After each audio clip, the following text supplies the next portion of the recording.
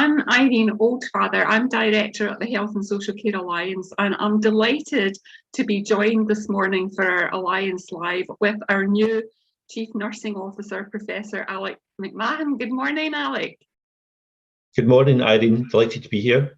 And I'm saying new, but you're not really that new, are you? You've been in post a wee while now.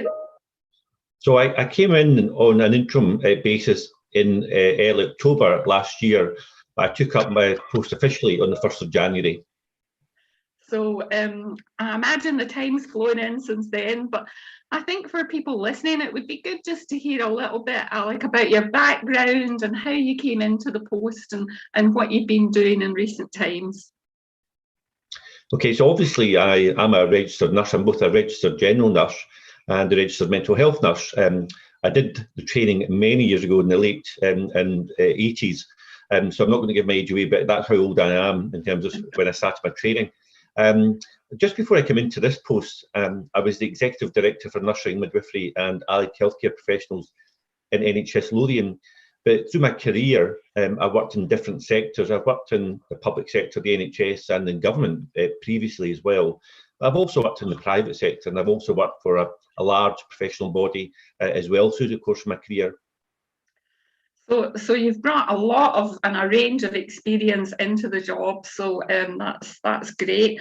And I guess when people think about the Chief Nursing Officer, they kind of think about nursing, but you just mentioned allied health professionals. It's a bit wider than that, isn't it, Alec? Could you tell us about the sort of range and breadth of what your directorate encompasses?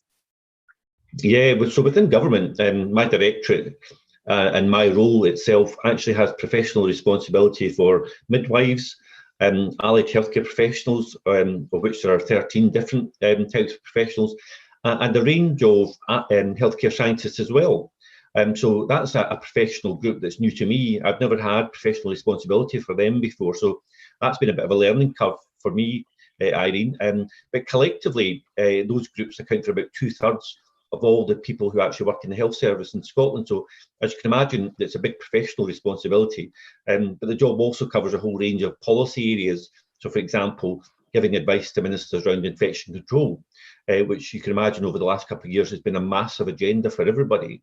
You know, mentioning the last couple of years and thinking about the pandemic, I guess we have really, as a society, I hope, valued our NHS, and I think we have seen, you know, the fantastic job that not only nurses but people right across the professions, right down into stories that we hear about, you know, cleaners in the wards and the support that's been offered right across the NHS.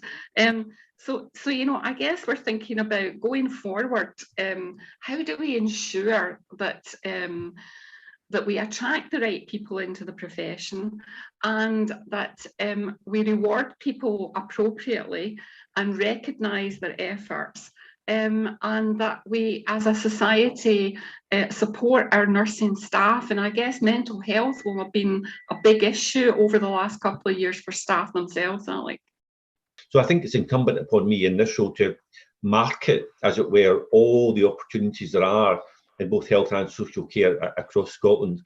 I mean, obviously, pay is a big issue for everybody. You know, we need to, you know, have a good standard of income to maintain a good quality of life. But there's obviously other things as well that are really important around education, training, development, career progression. So again, trying to set those out so that other people can understand what the opportunities are if you come into a health job or a social care job, and what you would need to do in order to progress in those, and how could your employer help you to do that. But you're right to touch on the point about mental health. Over the last couple of years, it's been clear that the impact of COVID has manifested itself in many ways for people, in terms of those who deliver care or have been responsible for it.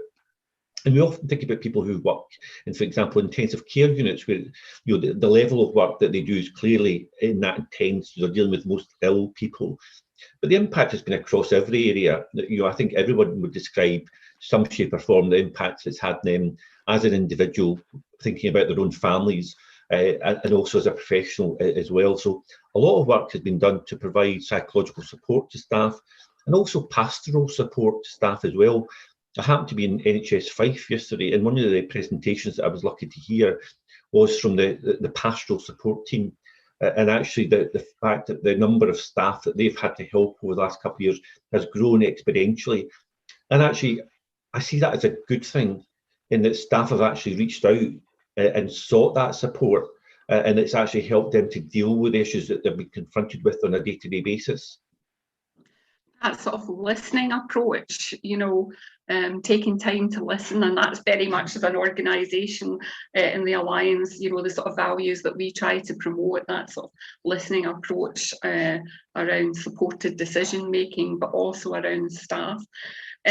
So just thinking about anyone that might be wanting to come into the nursing profession, they might have been watching the TV and thinking, I'm not sure that's for me, but you're a qualified nurse and a mental health nurse. What would you say to them, Alex? So I would still say that the nursing profession is a fantastic profession. I would still encourage anyone who's thinking about it to apply. I think that when you get into it and you get the experience of working alongside teams in the community or the hospital, you suddenly realise not just the value that you will add as a nurse, but the opportunities that actually being a qualified nurse will provide you for the rest of your life. The skills that you will develop are so transferable to so many settings. Basically, I'm going to say the world's your oyster. You're a master of your own destiny to many extents, because actually you will suddenly find there's so many avenues that you could explore with that qualification. So actually, it's just the beginning of a journey, a career. And I'm often heard to be saying there's no wrong path. What I would say is, follow your heart. Go where the next interesting job takes you. And for some people that might be up the way, but for many people it's just about gaining that breadth of experience, but also a sense of giving back to others as well. You mentioned earlier, Alex, the policy aspect of your job. I think people would be interested just to know, in terms of, the current agenda, what are the key policy priorities that you would be working on just now? So we've touched on it there just now. So a big one is obviously recruitment and retention of staff. You're looking at how we increase the student nurse midwifery AHP numbers coming into the programmes, looking at undergraduate education programmes and AHPs and midwifery and in nursing as well. Infection control continues to be a big one, because regardless of COVID, that's a constant feature of hospitals and care homes and supporting those. National Care Service is an area obviously that's very topical just now, so ensuring that from a professional nursing perspective and a policy perspective we're playing in and shaping that. And the other big feature just now is also the safe and effective staffing legislation that we need to revisit, because it was kind of paused for a period just before COVID. So we need to revisit that. And again, that's for all disciplines. It's not just nursing, and it's in all settings, both health and social care. Fundamentally, at the heart of everything we do, it's about, so how will we improve the experience of the people who use those services? And how will we know that we've actually improved their experience? And actually, there's many initiatives that we have, and you've just mentioned one, which is actually that thing about working alongside, working with, working for, not doing to people, which is really important, and having that fed back to us. So what does matter to you? How to be kind, and kindness is in so many ways. And there's also the concept around joy at work as well, for staff coming to work, in terms of how they get enjoyment through the work that they do from that point of view. So all of those things are hugely important, and for us to be able to measure in a kind of qualitative way how we're actually making the service changes we make better for people. Because at the end of the day, if people are going to tell us it's actually not better for them, then actually then we shouldn't be making those policy shifts. And I guess one of the things that the pandemic's done is to bring that focus into communities and district nursing and the role of primary care teams. And I've become very much aware of some great partnership working within communities between our statutory services and our third sector. Do you think some of this new norm is going to be the way forward? So I don't think we'll ever go back to doing things exactly the way we did them before, because there's been massive learning through the period of the last couple of years. In terms of how we deliver services, the status quo won't be an option to us. We need to look at different ways of delivering services in the future, particularly in the community and in social care. Where, as you said, there's massive opportunities there for people who are working in the third sector, but also those people who care and are carers as well, and how we, further recognise the contribution and what they do. Also, how do we support them as well in what they do?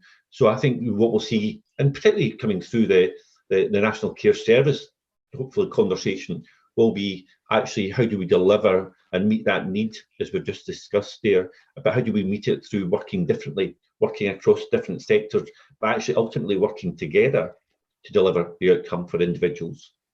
And we've really run out of time, Alec, but I'm just wondering if there are any last words or messages that you'd like to give to our nurses out there listening, our allied health professionals, and in fact, our whole teams across the NHS. Yeah, absolutely. And one of the things I've been doing, Irene, is I've been out visiting. So I've been up in Grampian and Tayside, Fife, Lanarkshire, next week State Hospital in Forth Valley the week after that. And I hugely value those opportunities to go and visit local services and meet staff and actually spend time in their space where they work. And actually, obviously, I want to thank them for the work they've done over the last couple of years, but to thank them for the work they're going to have to do over the next years ahead as well, but to make sure that they know that I'm fully supportive of them and that the job that I'm trying to do is represent them professionally, but also try and make the changes that they would want me to try and make, as the head of their profession as well. But a genuine thanks to the effort that's been made. It's been different at different points during the pandemic, but I'd say probably over the last 2 or 3 months it's been particularly challenging. So again, just to thank the contribution and effort that everyone has made.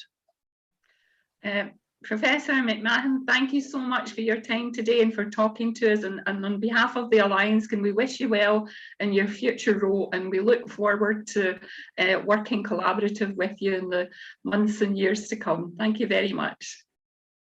Look forward to it, Irene. Thank you.